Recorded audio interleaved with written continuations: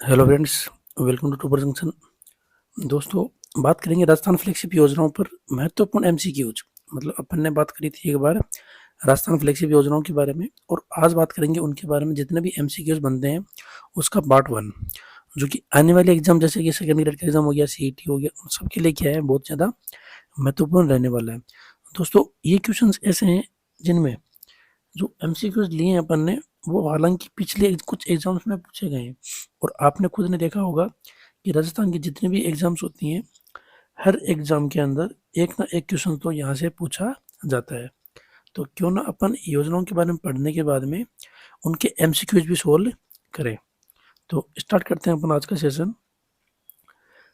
राजस्थान में प्रधानमंत्री कृषि सिंचाई योजना का केंद्र और राज्य के बीच में वित्त पोषण का क्या अनुपात है? देखो दोस्तों, बहुत इंपॉर्टेंट है, स्टार लगा लीजिएगा, क्योंकि हमेशा अक्सर अपन क्या पढ़ते हैं कि हाँ यार योजना है, तो योजना के बारे में अपन डेट वगैरह पढ़ लेते हैं, कब लॉन्च हुई, किसके बारे में है, किससे संबंधित है, और उसमें क्या लेटेस्ट चल रहा है।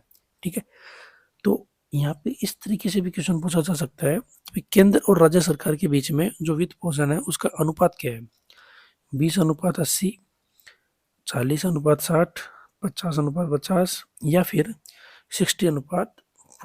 और इसका दोस्तों राइट आंसर होगा 60:40। ठीक है, नेक्स्ट की बात करेंगे। अविका कवच योजना का संबंध किस पशु से है? भेड़, बकरी, गाय या फिर भैंस? और इसका दोस्तों राइट आंसर होगा अविका कवच योजना भेड़ से संबंधित है। दोस्तों, अगर किसी विद्यार्थी को, किसी भी अभ्यर्थी को इसकी तारीख याद हो कि भाई इस योजना को कब शुरू किया गया था, तो आप मुझे कमेंट बॉक्स में कमेंट करके बताइएगा। और ये कमेंट दोस्तों, मैंने हमेशा अपने हर वीडियो में बोलता हूँ कि कमेंट करने से कुछ नहीं होता। अगर आप कमेंट कर रहे हो तो वो चीज़ें आपको लंबे समय तक क्या रहेगी, याद रहेगी, क्योंकि आप उस चीज़ को या तो पढ़ चुके हो या आपने उसको दोबारा से सर्च किया है। और अगर आप इस चीज़ को दोबारा से सर्च करके देख रहे हो तो वो चीज़ें आपको क्या रहेगी, लंबे टाइम तक याद रहेगी। आने वाले जितने भी एग्जाम्स हैं, अगर कुछ भी पूछा जाए तो आप वहाँ से इजीली आंसर कर पाओगे। ठीक है, राजस्थान में मुख्यमंत्री राजनीति योजना का शुभारंभ कब हुआ? 13 मार्च। दोस्तों तो डेट तो गिवन है, अब ईयर से कंप्लीट करना है। डेट 13 मार्च ही है, 2022, 21, 19, 20। और इसका दोस्तों राइट आंसर होगा ऑप्शन नंबर 3, 13 मार्च 2020। ठीक है, राजस्थान में मुख्यमंत्री युवा संबल योजना का प्रारंभ की गई। देखो दोस्तों, हर एग्जाम में अभी देखो, आपने देखा होगा संस्कृत डिपार्टमेंट का जो पेपर हुआ था और जो वन रक्षक वनपाल का पेपर हुआ था, उसमें डेट्स पूछी गई थी। योजनाओं से संबंधित क्या होती है, तारीख पूछी जाती है। तो क्यों ना अपने को तारीख भी याद होनी चाहिए। 16 जनवरी 2021, 1 जुलाई 2020, 1 फरवरी 2019, 31 दिसंबर 2021। और इसका दोस्तों राइट आंसर होगा 1 फरवरी 2019। इसका मतलब ये क्या है, बजट में घोषणा हुई होगी। ऐसा ऐसा ही होता है। तो जिस दिन बजट में घोषणा होती है, कुछ योजनाएं उसी दिन से प्रारंभ हो जाती है। ठीक है, और ये काफ़ी इंपॉर्टेंट योजना है दोस्तों, मुख्यमंत्री युवा संबल योजना। तो इसके बारे में डिटेल से अपने को पता होना चाहिए। राजस्थान जन आधार योजना की मुख्यमंत्री द्वारा किस बजट में घोषणा की गई थी? ये देखिए, अभी अपने डेट की बात करी थी, अब अपने क्या करी है, बजट की बात करी है कि भाई किस बजट में इसकी घोषणा कर दी गई है। 2018-19, 19-20, 20-21 या फिर 21-22। और दोस्तों इसका राइट आंसर होगा 2019-20 का जो बजट था,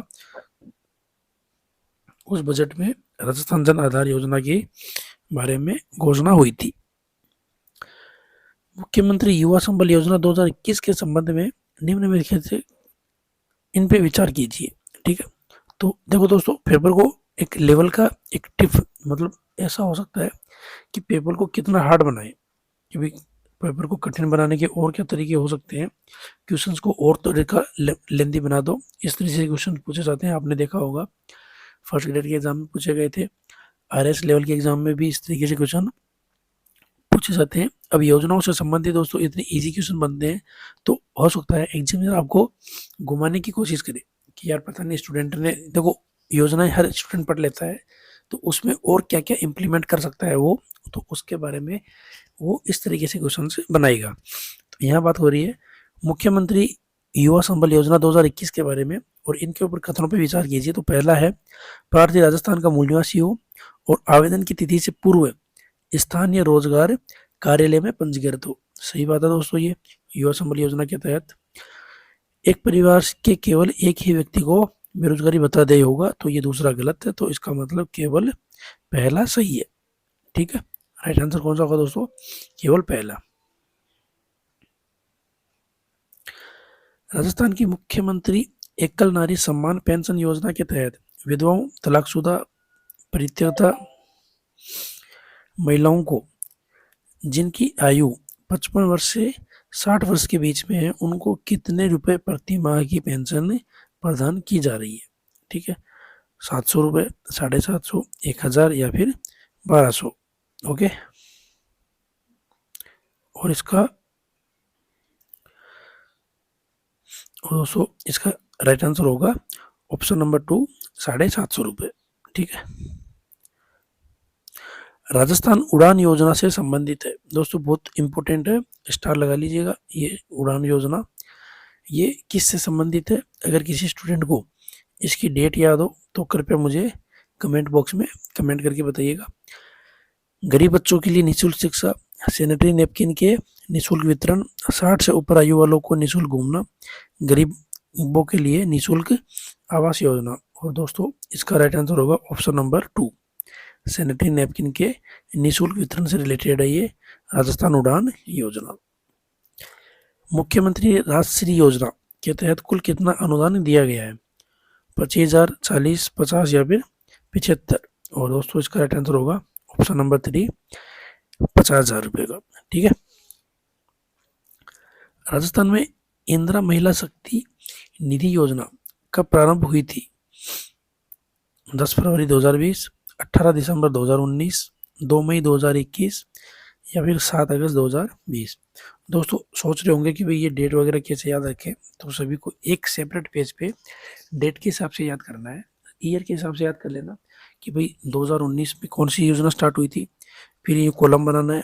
2020 में कौन सी योजना स्टार्ट हुई थी, फिर यहाँ पे कॉलम बनाना है और उन योजनाओं के डेट के साथ में नोट कर लेना। क्योंकि देखो दोस्तों कैलेंडर से याद रहेगा ना, तो आपको जल्दी याद रखने का और लंबे समय तक याद रखने का पॉसिबिलिटी मिलेगी। क्योंकि अगर ऐसे अपन याद करते हैं कि हाँ यार ये योजना कब स्टार्ट हुई थी, तो वो क्या है कि भाई आप 2-4 दिन या एक हफ्ते बाद में क्या हो जाते हैं, अपन भूल जाते हैं। तो अपने को जैसे 2019 लिखा मैंने और 2019 के अंदर मैंने सेपरेट कॉलम बना लिया कि जैसे इस तरीके से मैंने लिखा, ये 2019 आ गया, ये लीजिए यहाँ मैंने जनवरी लिखा, यहाँ फरवरी लिखा, यहाँ मार्च लिखा, और इस तरीके से आप कॉलम बनाइए अपने एक पेज पे। जो भी योजनाएं हैं उन योजनाओं को नाम लिखिए और उनके आगे डेट लिख लीजिए कि मैं जनवरी में इतनी तारीख को 2019। जब कभी भी रिकॉल करने की मन में आए कि भाई हाँ यार ये 2020 है, तो जैसे कि ये महिला इंदिरा महिला शक्ति निधि योजना की बात करूँ मैं, तो इसका दोस्तों राइट आंसर होगा 18 दिसंबर 2019। ठीक है, तो यहाँ से जैसे मैंने ये दिसंबर लिखा, तो इस योजना का नाम लिखा यहाँ पे और ब्रैकेट में लिख दिया 19, तो ये 19 दिसंबर 2019, इस तरीके से इसको अपन याद रख सकते हैं। ठीक है,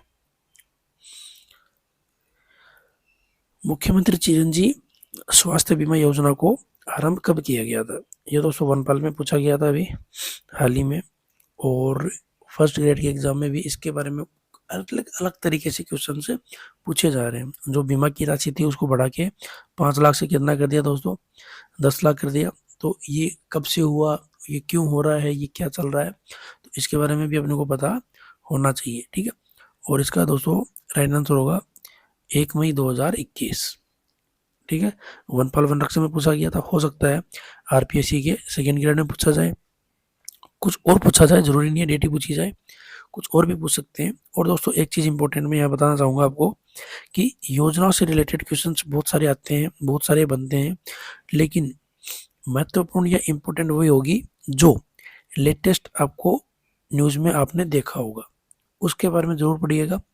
लेटेस्ट अगर आप न्यूज़पेपर नहीं पढ़ रहे हो तो पढ़ना चालू कीजिए, न्यूज़पेपर से क्वेश्चंस बनते हैं। और ऐसी कोई योजना जो प्रेजेंट में हाईलाइटेड हो रही हो न्यूज़पेपर में या फिर पब्लिक के बीच में, उसका जिक्र ज़्यादा बार हो रहा हो या फिर उसका यूजेज ज़्यादा चल रहा हो, तो उस योजना के बारे में आपको पता होना चाहिए। वही योजना क्या होती है अपने पेपर में पूछी जाती है। ठीक है। राजस्थान में जीवन धारा योजना का संबंध है गरीबों को मुफ्त बिजली से, शिक्षा से, सिंचाई कुओं का निर्माण से या फिर बीमा योजना से संबंधित। और दोस्तों इसका राइट आंसर होगा सिंचाई कुओं के निर्माण से। आई स्टार्ट किससे संबंधित है? स्टार्टअप इकोसिस्टम, ऑनलाइन शिक्षा के लिए सब्सिडी, ई वाहन के लिए जागरूकता या फिर विद्यार्थियों के लिए निःशुल्क पढ़ाई। और इसका दोस्तों राइट आंसर होगा स्टार्टअप इकोसिस्टम से। ये भी बहुत ज़्यादा इंपॉर्टेंट है। अगर किसी स्टूडेंट को इसकी फुल फॉर्म पता हो तो मुझे आप कमेंट बॉक्स में कमेंट करके बताइएगा। ठीक है दोस्तों, thanks for watching, thank you very much.